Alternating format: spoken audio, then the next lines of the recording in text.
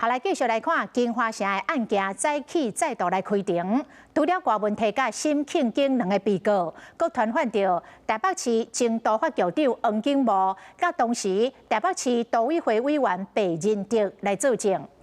郭文摕8月初7迄天出庭，情绪无稳定，结这个水干仔阁来骂检察官，讲检方已经申请要调看法庭的录影。 到时阵会根据这个录影来定刑期。前台北市长郭文摕行路收车，今日这金华城案件阁开庭，放伊传3个被告，一个证人。除了沈庆京甲郭文摕，即摆出庭还阁有前台北市督法局长黄景武，进前予检方求刑7档的有期徒刑。即摆伊是过5个月了，阁互传出庭。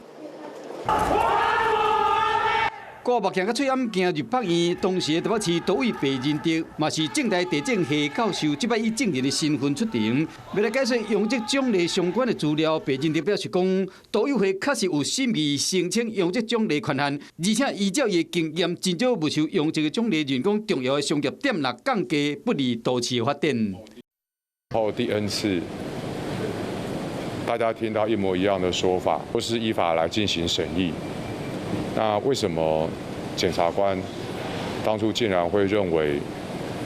连参与这个案子审议都没有的柯文哲，是在明知违背法律图利建华城？法院昨收到北检的申请，要调7迄一天法庭的录影，因为郭文摕唔但骂检察官，阁情绪激动，乱射灌装甲水干仔，检方表示会以此作为量刑的标准。